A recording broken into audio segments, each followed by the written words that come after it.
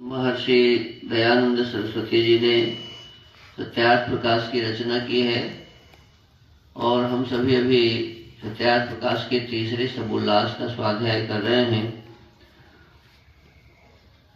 पिछले दिनों बताया गया था कि सामान्य क्या है और विशेष क्या है।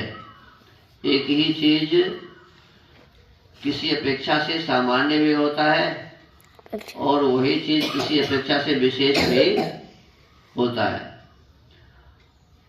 कहते कि इहेदमिति यतः कार्य कारणयोः समवायः। ये वैशेषिक दर्शन अध्याय 7 आनेक 2 का सूत्र 26 है।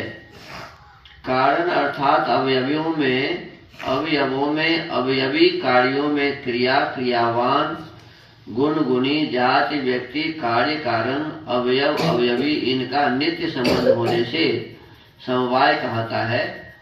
और जो दूसरा द्रव्यों का परस्पर संबंध होता है वह संयोग अर्थात अनित्य संबंध है। कहते हैं कि कार्य और कारण में इसमें यह है, इस प्रकार का जिससे होता है वह समवाय है। कार्य कारण से यहाँ अवयवी जाति व्यक्ति गुण गुणी क्रिया क्रियावान तथा नित्य द्रव्य परमाणु विशेष अभिप्रेत है। जिनका की नित्य संबंध है ये अवयव अवयवी आदि अयुत सिद्ध है। अर्थात जिनमें से एक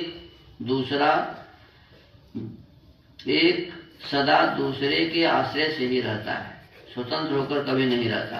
उन सब का संबंध समवाय है। संयोग संबंध से समवाय संबंध में भेद यह है कि संयोग संबंध उन द्रव्यों का होता है जो पहले अलग हुए फिर जुड़े अर्थात युत सिद्ध स्वतंत्र रूप से उपलब्ध होकर मिले हों। किंतु समवाय संबंध अयुत सिद्धों अर्थात कभी स्वतंत्र रूप से उपलब्ध न होने वालों का होता है। जैसे उदाहरण देते हैं कि एक घट का दूसरे घट से संयोग संबंध है। और एक घट का मतलब घड़ा, घट का मतलब तो दो घड़ा अलग अलग है और यदि जब हम दोनों को मिलाएं तो उसको कहेंगे संयोग संबंध। दोनों घड़ा अलग अलग है तो संयोग संबंध था। तंतुओं का वस्त्र के साथ समवाय संबंध है। अब देखो, एक तंतु कहते हैं सूत को, तंतु जो कहते हैं सूत को, और ये सूत से धोती बना हुआ है, सूत से साड़ी बनी हुई है, सूत से हमारे जितने भी वस्त्र हैं सभी बनते हैं। तो कहते हैं कि सूत को यदि हटा दिया जाए तो साड़ी रहेगा, सूत यदि हट जाए तो साड़ी तो नहीं रहेगा। तो कहते हैं इसको कहते हैं जिसके न रहने से पदार्थ न रहे, माने उसको उससे अलग नहीं कर सकते। अलग यदि कर देंगे तो फिर उसका अस्तित्व समाप्त हो जाएगा।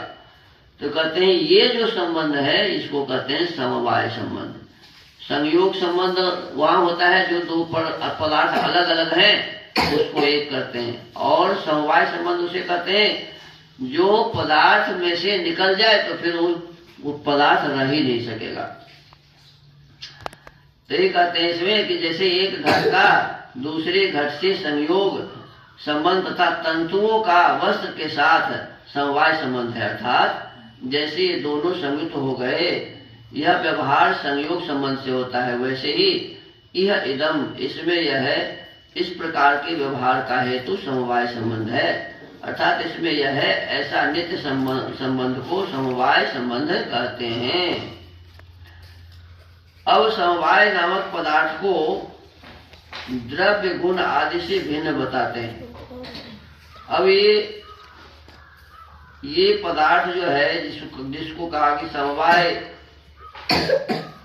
परिसंबंध जिसमें था, जिस पदार्थ में, तो कहते हैं वह पदार्थ द्रव्य गुण आदि से भिन्न बताते हैं। माने द्रव्य क्या है, उसमें गुण क्या है, और समवाय संबंध क्या है, इसके संबंध में अब आगे इसमें वर्णन आएगा।